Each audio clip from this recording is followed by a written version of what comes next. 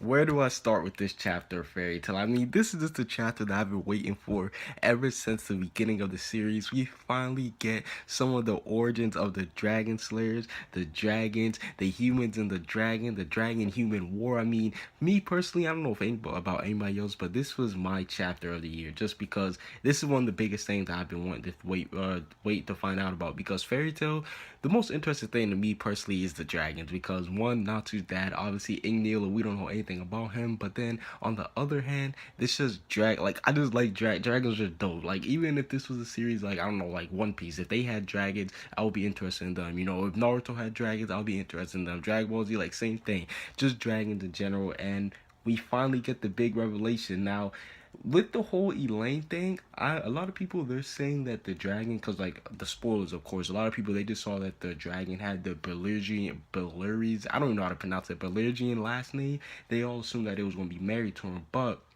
apparently this is just the dragon, the Amis. Like this guy, apparently, like he's the top dog. He's basically like saved by Erza's ancestors, so that makes it even more deepened. Because one of the biggest things I took away from this is that when Amis said, "Yo, the dragons on the west side, they don't know what's like. They're not smart enough." So basically, he sneaked this and like he's basically saying, "Yo, if you ain't from Ishgard, then you're basically retarded." And this made it more, yo. Oh, I can't wait. I just can't. Just thinking about that. Like, what if Acnologia is like from the west side? What if he's one of the people who started this whole dragon devouring human things? Granted, we do know that Acnologia was a human, so what if he had a part in actually starting the war over on the west side? And we also do know the fact of how a myth basically, we know that he's basically Lauren. He's like the dragon of virtue, so he's a nice dragon. We could put it like that. And we also do know the whole thing how they lived together in harmony for a long time. But another interesting thing that I found for the chapter was Elaine. We found that she actually like created Ishgard, and like she had everybody living there together. I'm just like, damn. Like just thinking about it, just thinking about the princess now, the current princess. I don't even know her name, but the girl with green hair, that's how you can tell how rubber she is. Like, man, Erza should just be the princess. Like, just move her away. Granted, Elaine, she didn't know that she had a daughter, but move her away. Because we just need her to be we just need Erza to be the princess. Because I don't even know the green hair girl's name. But no, in all seriousness, I actually did love the part a lot. And we actually do find out that Amis, he loved humans. Like, he was going to protect them regardless and everything. And one of the biggest thing, or not, probably the biggest thing that we find out is the whole thing about DragonSlayer magic. Now, yes, we do know that Elaine, she is the creator of DragonSlayer magic. Now, this is where I got a little bit confused. Like, is DragonSlayer magic a form of enchantment? Because we know that Elaine basically, her main thing is enchantment magic. Like, she used it to break a sword. Like, she was over there doing some crowd work for people. Like, she was over there making them all go crazy. She was like, watch me break this sword. So this made me think, is Dragon Slayer magic a form of enchantment? Like, is it have to do with like your body like enchanting something, and then like you just using a certain type of element? Like, there's a lot of questions to be asked about Dragon Slayer magic. And we find out that basically the humans, this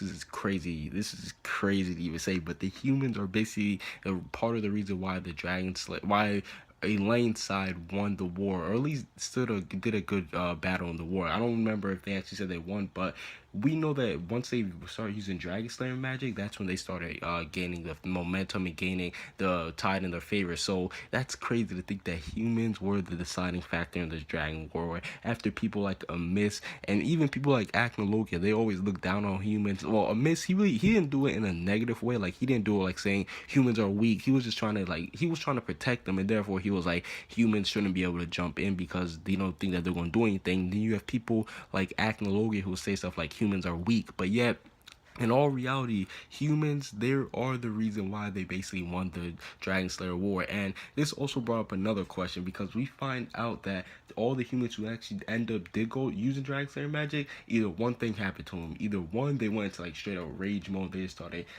going crazy. Like, they just started attacking everything. From what I'm thinking, like, they were just going ham on anything and everything around them. And then you had the other people on the other hand who basically just lost it. Like, they just straight up went bonkers. Like, it's similar to the first one, but they basically couldn't control the power anymore.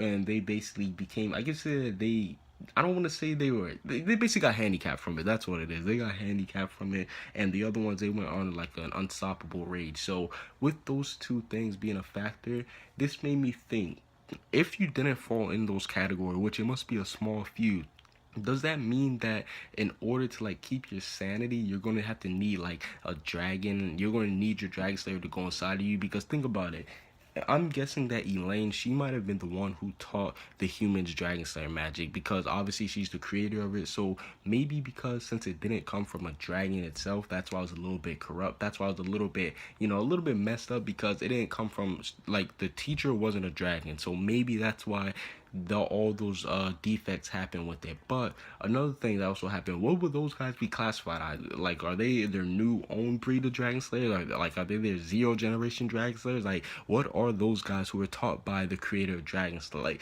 that's just crazy, just thinking that Erza's mom is the creator of Dragon Slayer magic. And it's ironic because she doesn't even use the type of magic, so that's just crazy. But the one thing that I do gotta say is that the dragon seed, the seed that would begin to sprout in their bodies, the dragon seed, and basically that's what turns them into dragons at that point. Because we see we see Elaine, her face starts, her face just starts turning into scales. We see all that stuff. We see her, and then they left off with the biggest cliffhanger. At that time, you're already growing in my room. Erza, like they could, Hiro Mashima needs to make 50-page chapters and just air it all out. Like, he just needs to make 50-page chapters and just give us everything, because this is what I want to see. Like, this is what I want to see. But some of my predictions for the next chapter, I want to start letting you guys know what I think is going to happen as far as this whole background, because this is apparently like going to be a huge flashback, which, yes, I love that. I thought, me personally, I really thought that there was going to be like an arc dedicated to like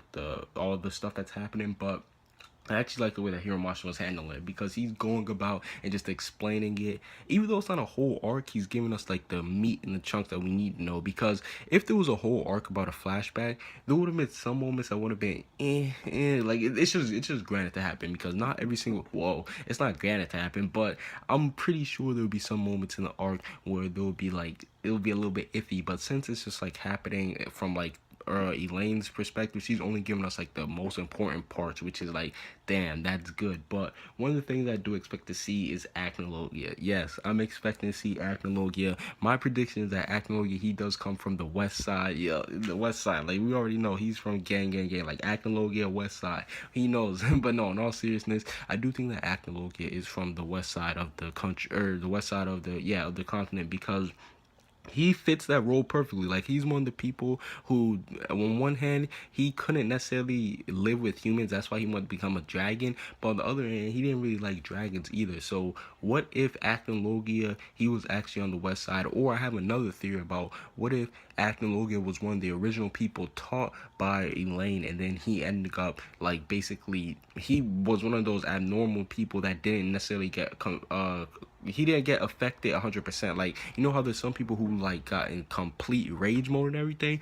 Maybe there's some people who just couldn't control it in general. Maybe Acnologia was in that small little percentage of people who didn't actually get affected at it whatsoever, and they're just bullying the whole time. Like, maybe that's the whole thing with Acnologia.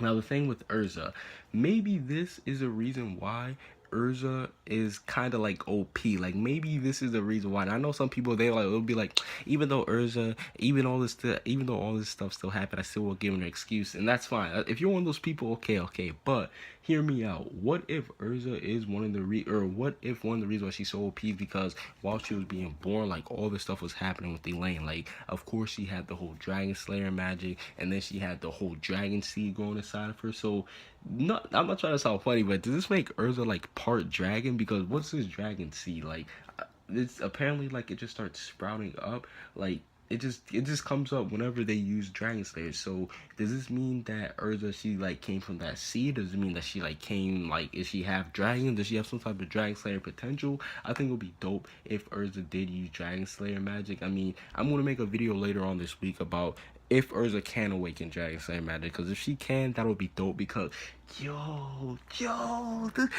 Yo, this is gonna be so fire, yo. I just got a perfect idea. Like, yo, what if Erza is actually able to use DragonSlayer magic? She's actually able to use all elements, similar to her re-equip magic. How she's able to like just use all different types of like elemental stuff. Like, yo, what if she? Oh my god, that'll be so dope. Like, I can see this now. Hero Mashua is the GOAT, man. He's piecing together everybody and making everybody important within. Like, I'm talking about, of course, out of like the fairy tale of the main four, like of Lucy, or not, you can't even call them the main four anymore, but basically out of people like Natsu, Gagio, Wendy, the main crew, the main crew. He's making everybody have usefulness, and I'm loving this now because I'm gonna be honest. Had you asked me a question, is Acting Logia going to fight? Is Natsu going to fight Acting Logia alone? I would have said yeah, but now that we find out that people like Lucy, Erza, Wendy, Gagio, and hell, you can slightly throw Gray in there now too. They all have some type of connection towards Acting Logia, and one of the biggest things is that I know some people they've been speculating. They're like, what if Elaine? Oh, yo, speaking of Acting Logia, this means that slight. This means that Elaine, she could have taught Acting Logia. That is. Oh my god, that's another video in itself right there. Like, oh my god, this has just been flames. Like, I love this chapter of Fairy Tail just because it's opened up so many things. Because yeah, this was just an amazing chapter. We got so many new revelations. I loved it a lot. But the back with Erza thing, do you guys think that she could awaken Dragon Slayer magic? I mean, I think that she could. I think it would be dope because her mother's a creator, so I think it'll be dope if Erza did. But overall, what do you guys think about this chapter? I liked it a lot simply because we got so. Listen, I've been waiting for this whole dragon explanation thing, and we got it, and it didn't disappoint. Comment what you guys think down below. Subscribe if you haven't. Peace out.